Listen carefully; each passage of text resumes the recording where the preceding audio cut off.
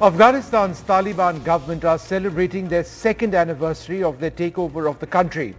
The collapse of the international security grid, the pullout of international forces, and the demolition of what was a promising democracy has been one of the saddest international events. Women have borne the brunt of the transition. What is happening in the country is nothing short of gender apartheid. Joining us now, a very, very special guest. Maria Matash is perhaps the most prominent Afghan voice in the diaspora. She's an attorney and member of the U.S. Department of State's US-Afghan Women's Council. She's been a senior advisor to the Afghan-American Chamber of Commerce and the Afghan International Chamber of Commerce, as I mentioned, and is a co-founder of the Nuristan Foundation, which has provided education and vocational training and rural development in Afghanistan since 1999. It's wonderful to speak to you. Afghanistan is a country which means the world to me, and I can tell you before we start this interview that I was in Bagram and I was in Charikar in 2001, very close to the time when Northern Alliance soldiers walked in. I've been to your country many, many times. I've seen democracy thrive. I've seen women prosper. And to have this conversation in this changed circumstance and this changed situation is utterly heartbreaking for me. But be it as it may, I must ask you this. A UN report from June says that of the 2,000 odd women that they interviewed, 8%, just 8% knew women or girls who have attempted suicide. That's a huge number. What is the larger impact of Taliban 2.0 on women's mental health? Thank you for having me on your program and for covering this issue for your media outlet so that millions of Indians can get more information about what's going on in Afghanistan, since it is a neighbor to India. The situation for Afghan women is very dire.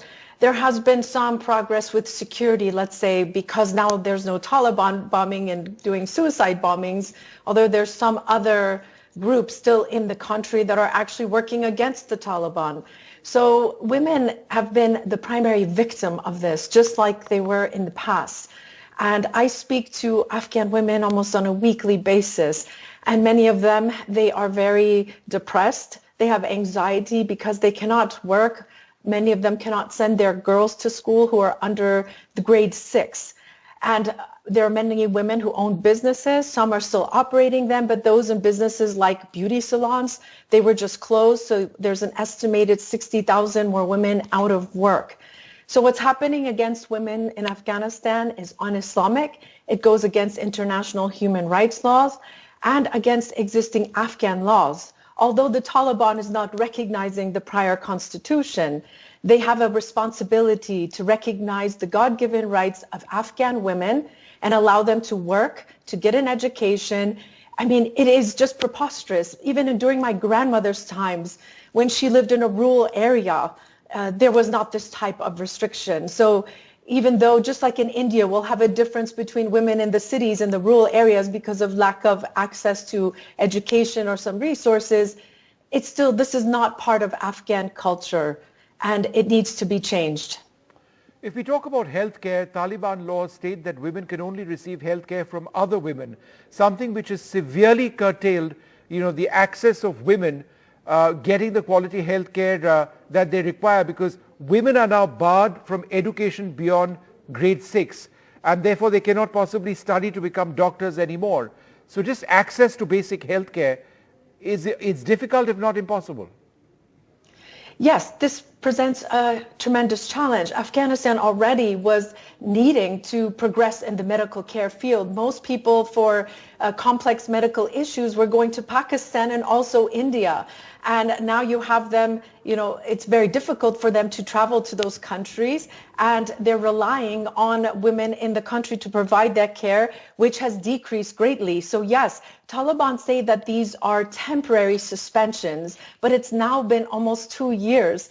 When is this going to change? This is going to create a brain drain inside the country. You cannot take 50% of the population and suppress them like this and expect for the society to grow. So women, unfortunately, will see the brunt of this because they will have less access to medical care. But eventually, it would affect the entire Afghan population. That is why we need the international community to engage with the Taliban, to push for a more inclusive government, to push for a government that includes women again, and to lift these decrees. If the Taliban want this recognition, managing a government is going to require this accountability to the Afghan people. And this is where the Indian government, the Indian people can play a role. You know, don't look at Afghanistan just from the lens of Pakistan. Yes, the Pakistan ISI has been supporting the Taliban from day one, but we need other countries to provide people-to-people assistance, including in medical care, and to look at the economic possibilities. You know, if Afghanistan is stable and prosperous, India will prosper. India used to be and probably continues to be the largest consumer of Afghan dried fruits and nuts. There was an exchange of business people between the two countries. So I think India can have a role here in medical care for the short term, allow more visas for especially women to come to India for medical care, but to put pressure on the Taliban government to change these policies. In fact, that link with India, and I was going to talk about it, it is really profound. One of the most prime basic children's hospitals in Afghanistan, in Kabul, was an Indian one.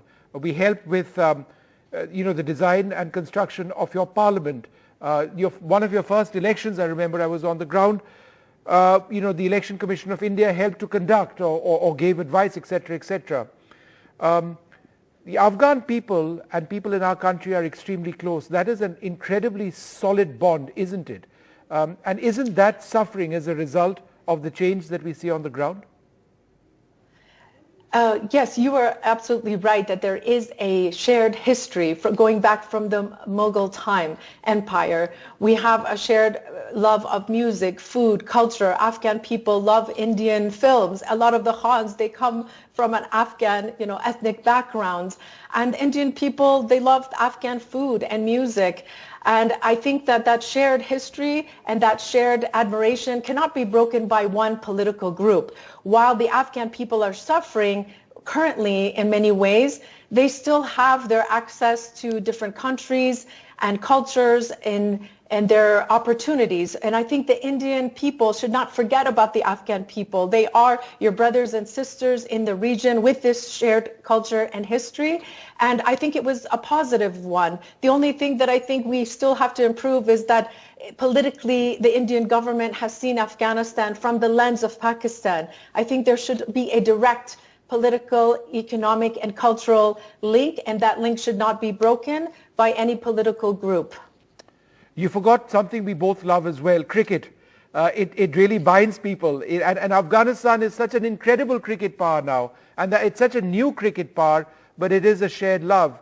But let's talk a little bit more about the status of women. And I ask this because is there any real legal recourse anymore for women in Afghanistan? Studies find that women lawyers' permits have largely been cancelled. When they complain of domestic violence, they're often told that they deserve this under permissible Taliban law. So there is no legal recourse left, is there? The Taliban have their own version of providing justice. In some ways, they've been able to reduce corruption.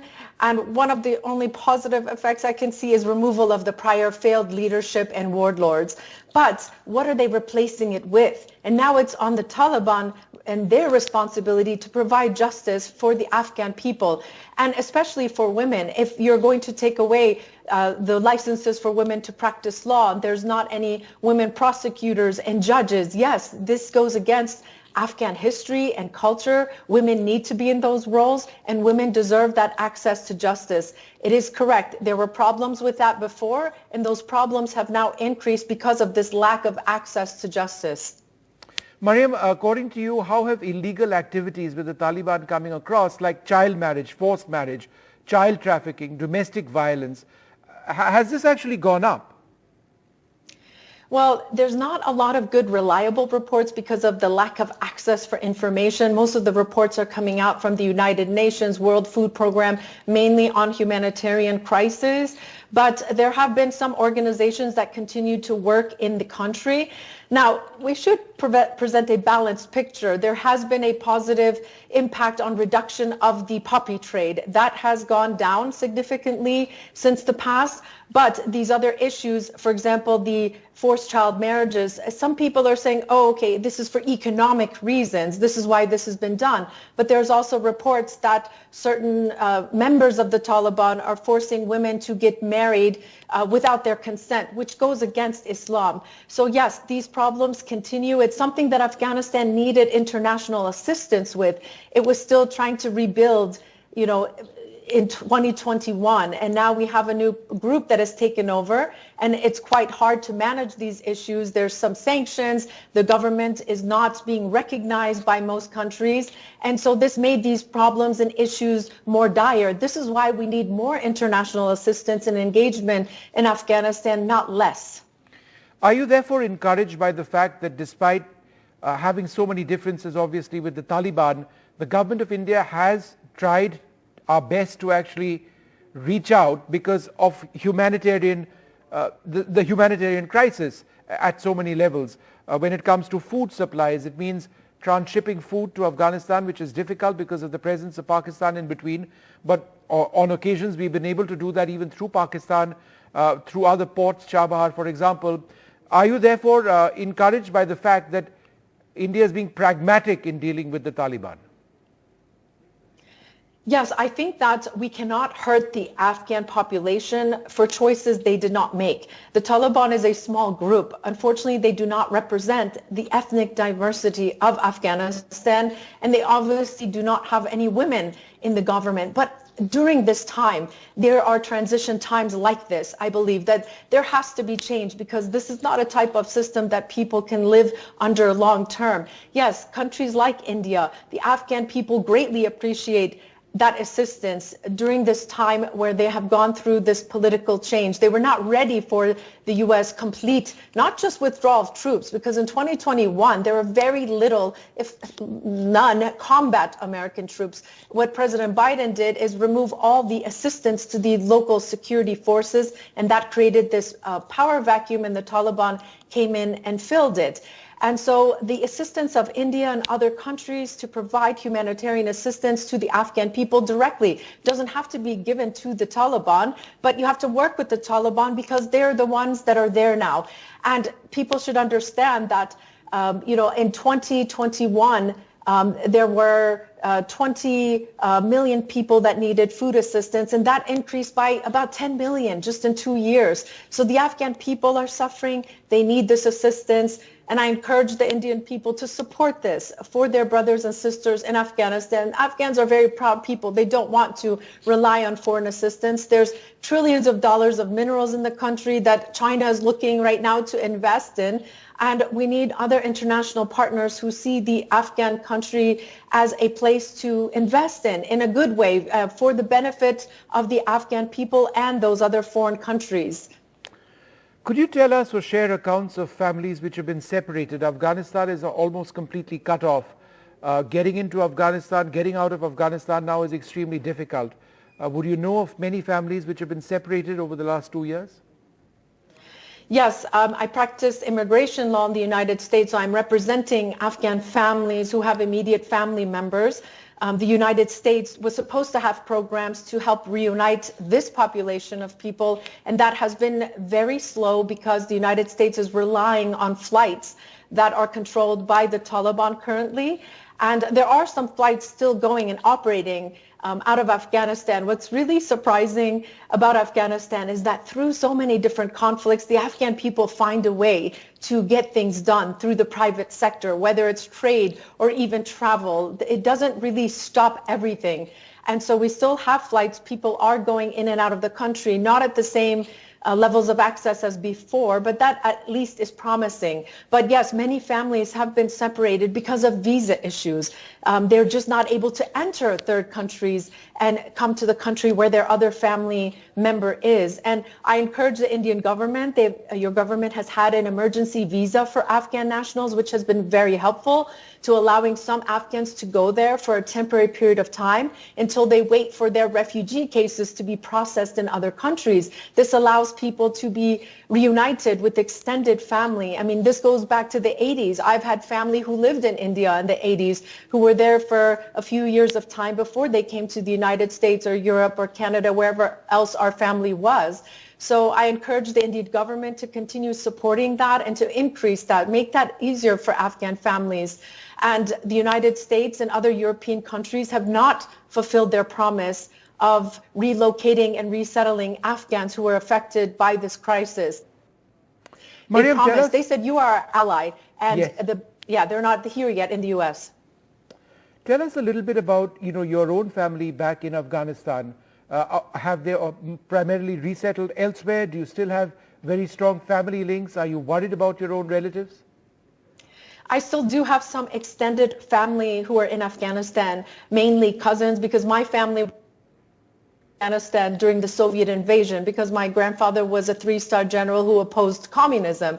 That's another part of history people forget, that the Afghans fought against communism, and that risk did not come into their country because of that sacrifice. So most of my family immigrated to the United States because my father was studying for his PhD in the United States at the time. They went to Canada and they went to Europe. So my family ended up being dispersed around the world, but most of us ended up being able to come to the United States. But I still have cousins and people that I'm trying to help. I have extended family where the women are not allowed to go to university, and we're trying to find ways to support them to get online education. So that part is really tragic because the suffering is still close to your heart, and you see the impact of it. But we will not stop. We will continue doing what we can to assist not only our family, but other families in need. The Nuristan Foundation, of which you are a co-founder, continues to work even now. How do you manage to do that? Well, our foundation always worked with local partners because we now are Afghan diaspora. We did not want this image that we were there to tell people how to do things. So we always worked with local partners. That's what we continue to do. We actually work with a women-led NGO. She's still able to operate. She's an amazing, courageous woman who continues to operate a program that we have to take children off the street and into the classroom, and for women to get some training in the design sewing field for now. These are small programs, but they're making an impact in the lives on a couple of hundred of families. And many organizations, they still have their licenses to operate as a nonprofit organization. This is still allowed under most countries' laws, that you can still work in the humanitarian assistance field in Afghanistan. So that's how we're able to continue our work. Is it your concern or your worry that over a period of time the situation in Afghanistan will be normalized in the minds of people around the world? We can keep talking about it, but it's a new normal which people just have to accept because there doesn't seem to be an alternative, and that therefore represents perhaps the biggest concern, because unless there's an active effort at helping the Afghan people, then that new normal might just become a reality. Yes, you raised a really good point, and unfortunately this has already been happening. The United Nations is not putting as much pressure as could be possible in this situation. And neighboring countries still need to be engaged in putting pressure on the Taliban to form an inclusive government, because without that, the Afghan people will not feel that this government truly represents them, and they need to work with them to put pressure to remove these un-Islamic practices. There's a lot of Muslim countries that have issued statements, but they're not taking as much action as is necessary. And it may not be maybe their country's problem for a certain period of time, but if we look back at history, if then things get worse, it will eventually affect regional and then global security. So it's not something that we can ignore. Mariam, is the ISI at one level running the show in Afghanistan? Well, I think people may have seen the pictures of the ISI chief having a cup of tea in the Serena Hotel right after the Taliban takeover. So I think sometimes a picture speaks 1,000 words. Where were the Taliban during the last 20 years? Where were they training? Where were they located? It was with the support of Pakistan's ISI. There's many reports out there that verify this, that people can look into. And there's this issue of the Pakistani ISI seeing Afghanistan as a place where they want to kind of control the politics because of this old Duran line issue. I think the Afghan people, we're moving forward from that. Boundaries and borders don't matter if people are starving and they don't have food and they don't have trade, they don't have people in school, they don't have, as you said, access to medical care.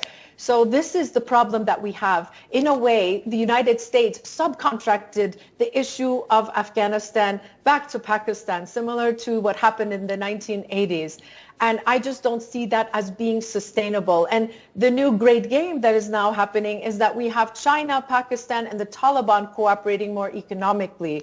And I don't think that that is something that is good for regional security or global security. And remember, Afghanistan has trillions of dollars of minerals, and this is what the Chinese are really interested in. And so the world should look at cooperating with Afghanistan to help its economy, so it's not just this triangle working there, because that will be an imbalance. Whenever you have an imbalance of power, something then can happen that can create greater instability in the future.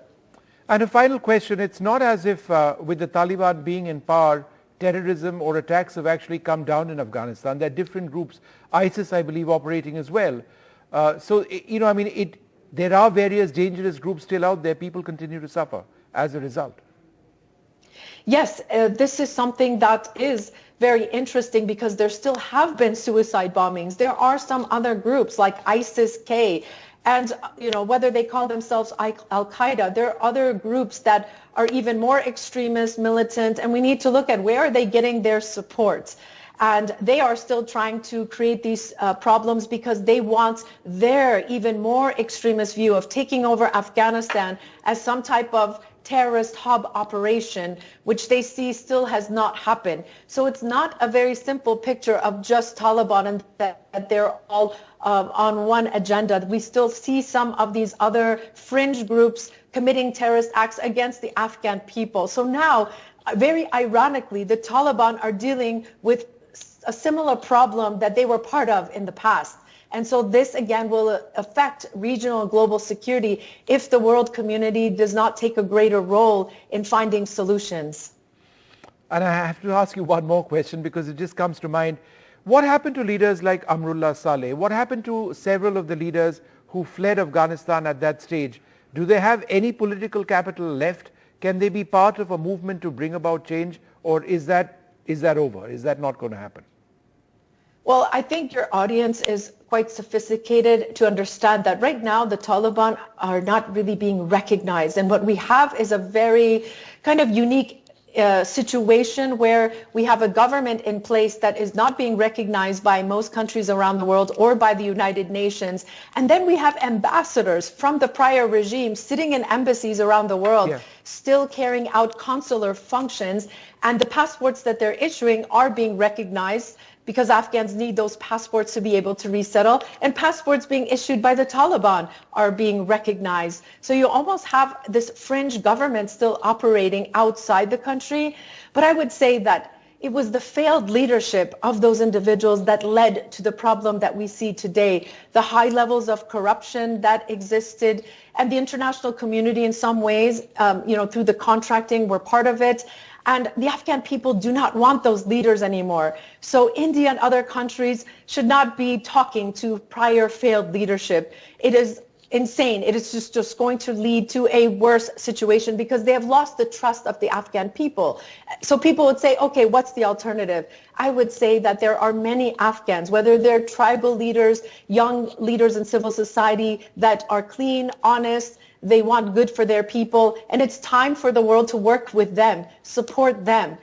These prior failed leaders will come and sell themselves as the solution for Afghanistan, but obviously they did not succeed, and now a new generation of leaders should be supported. Mariam, it's been wonderful speaking to you, and of course we think about Afghanistan here each and every day. Thank you very much for joining us today and sharing your thoughts. Thank you very much indeed.